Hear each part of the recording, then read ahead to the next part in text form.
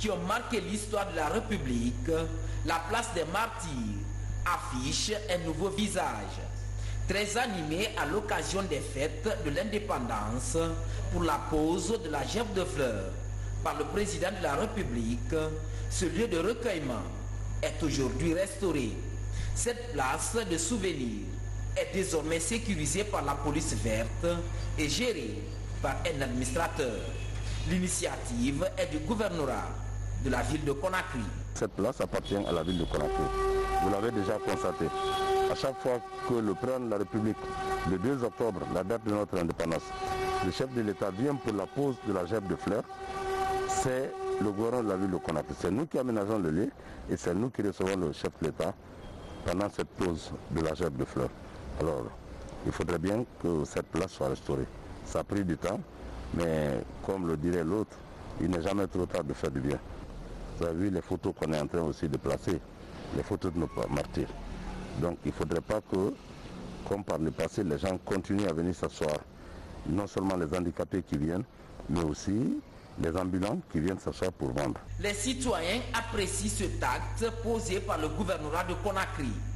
Ils encouragent l'autorité régionale à viabiliser les patrimoines historiques pour sauvegarder la mémoire collective. Ça, c'est un exemple. Que tu veuilles ou pas, quand tu viens ici avant, bon, même si le président venait, difficilement, il ne pouvait pas dire directement si c'est fait. Bravo le gouvernorat. Même le président sort, dès qu'il sort, il voit. Du côté de la mairie de Kaloum, après les opérations de déguerpissement, les travaux d'aménagement se poursuivent. De l'archevêché au stade de la mission, ce chantier d'embellissement des emprises avance à grands pas.